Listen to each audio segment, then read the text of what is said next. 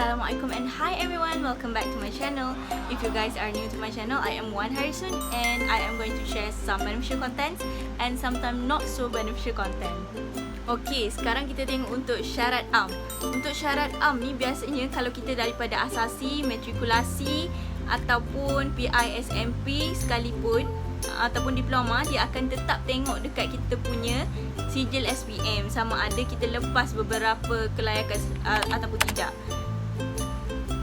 Syarat am untuk lepasan SPM ni, yang pertama sekali ialah korang mestilah warga negara Malaysia. Jadi kita boleh bahagikan kepada dua kategori, iaitu lepasan SPM dan juga lepasan STPM. Kenapa kita bahagikan macam ni walaupun ada diploma, asasi, matrikulasi, PISMP dan sebagainya? Sebab walaupun kita dah masuk diploma, asasi, matrikulasi, tetapi bila kita nak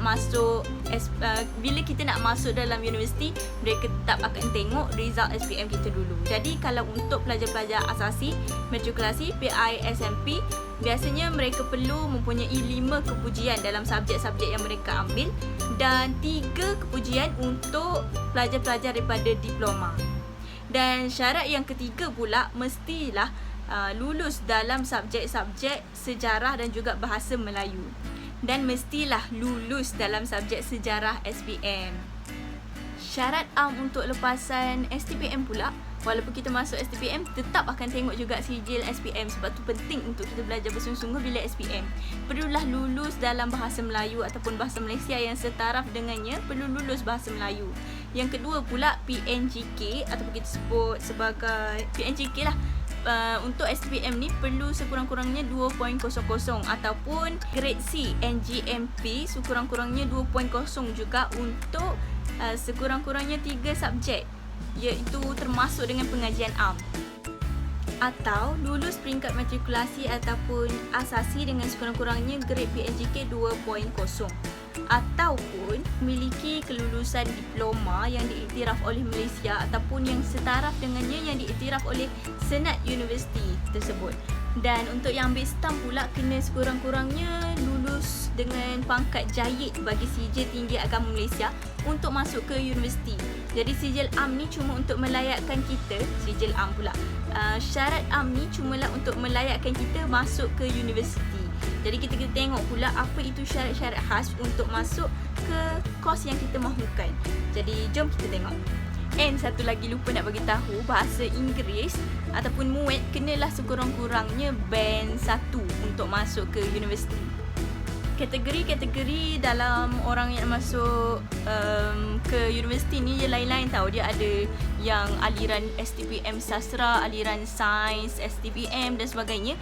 Jadi kategori-kategori tu saya tunjukkan dekat sini supaya korang tahu, dan saya bagilah masa dalam 8 saat untuk korang tengok kategori-kategori tu. Nanti boleh rujuk balik ataupun korang boleh je screenshot.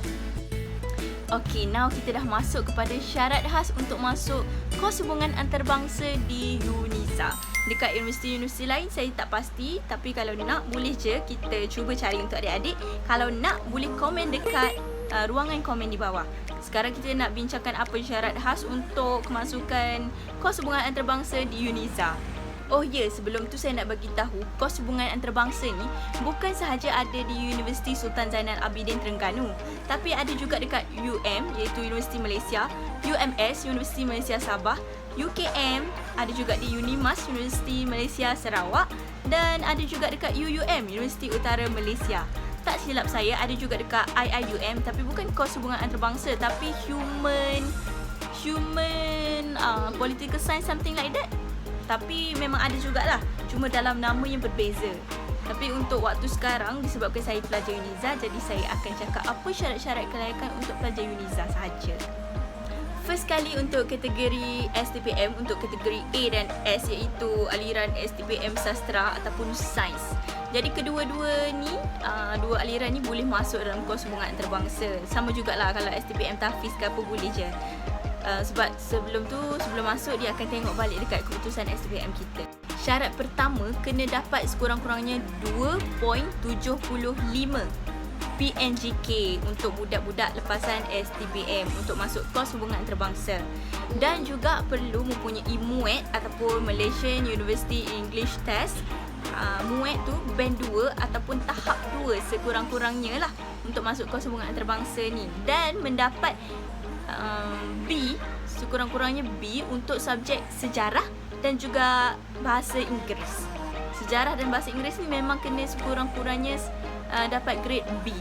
Untuk syarat ketiga, kena dapat sekurang-kurangnya grade C untuk subjek pendidikan Islam, tasawur Islam, pendidikan Al-Quran dan Sunnah, dan mana-mana saja subjek yang berkaitan yang saya akan senaraikan dekat situ ni. Dan juga mana-mana subjek yang dipilih kecuali bahasa Melayu, sebab bahasa Melayu memang dah tentu-tentu kena lulus. Dan untuk syarat kelayakan yang terakhir ialah mestilah tidak mempunyai kecacatan dalam tubuh badan seperti tidak boleh bertutur ataupun pekak, bisu dan sebagainya, tu memang tak boleh. Okey, next kita pergi kepada matrikulasi dan juga asasi. Kalau matrikulasi dan asasi ni terbahagi kepada kategori N, P, U dan L yang sudah disenaraikan tadi. Okey, jadi kategori-kategori ni korang mestilah sekurang-kurangnya mendapat 2.75 juga dalam PNGK korang ataupun purata grade keseluruhan. Nombor 2 pula mestilah mempunyai grade B pada SPM. Masa SPM dulu mestilah sekurang-kurangnya grade B dalam subjek sejarah dan juga bahasa Inggeris. Memang hubungan antarabangsa ni sejarah dan juga bahasa Inggeris mestilah sekurang-kurangnya B. Dan perlulah muat tu at least band 2 ataupun tahap 2. Yang seterusnya pula, syarat yang ketiga, perlulah mempunyai grade C, sekurang-kurangnya grade C dalam pendidikan Islam pada peringkat SPM ataupun Al-Quran dan As-Sunnah pada peringkat SPM, tasawur dan sebagainya, dan mana-mana subjek yang disebutkan di depan ni. Dan last sekali, seperti yang saya cakap tadi, sama juga mestilah tidak mempunyai ketidakupayaan untuk bertutur, bercakap, pekak, bisu dan sebagainya. Untuk kategori diploma pula, E dan G, kategori E dan G sama juga, mereka perlu mempunyai PNGK ataupun purata grade keseluruhan 2.75 untuk memasuki kos hubungan antarabangsa. Dan mereka perlu juga pada peringkat SPM lulus sekurang-kurangnya dengan pangkat grade B dalam sejarah dan juga bahasa Inggeris.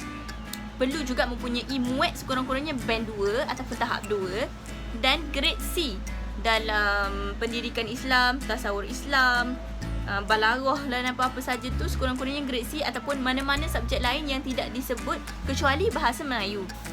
Dan syarat terakhir tadi untuk diploma memang sama, tidak boleh mempunyai ketidakupayaan seperti pekak, bisu dan sebagainya. Untuk Sijil Tinggi Agama Malaysia ataupun STAM ni, mereka perlulah mempunyai pangkat sekurang-kurangnya pangkat jahit untuk masuk dalam kos hubungan antarabangsa, jahit.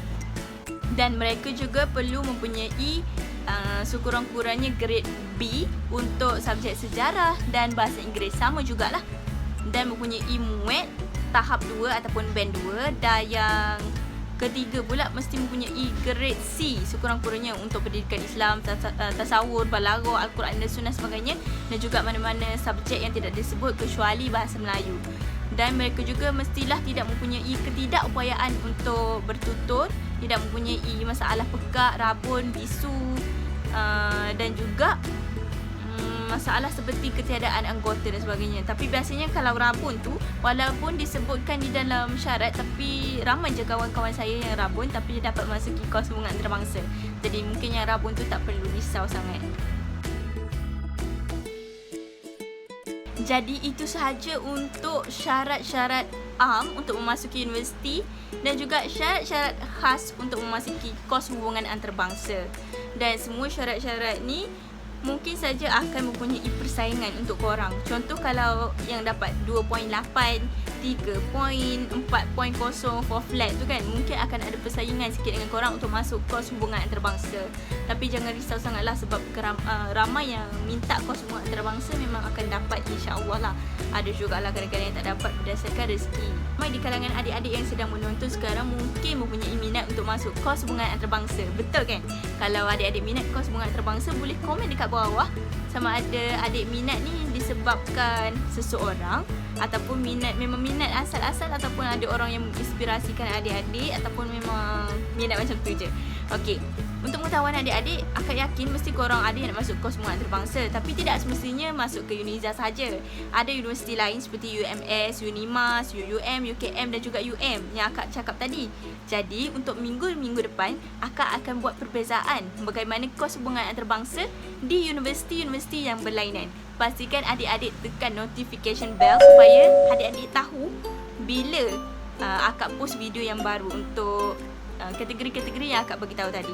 Dan ada juga untuk segmen yang kedua. Sebelum ni kita ada episod 1, episod 2, episod 3 dan episod 4 untuk macam kita bagi career path lah. Contoh macam education journey, macam daripada STAM kepada IR, STPM kepada IR, matrikulasi kepada IR. Jadi untuk minggu-minggu depan kita akan ada pula lah yang sama juga macam ni, tapi dengan orang yang berlainan. Pastikan adik-adik jangan ketinggalan untuk menonton. Dan jangan lupa juga akak ada juga bawakan guest daripada luar negara. Kita tak tahu lagi negara mana, jadi stay tune untuk tahu. Macam biasalah, jangan lupa untuk like, komen dan juga subscribe to my channel.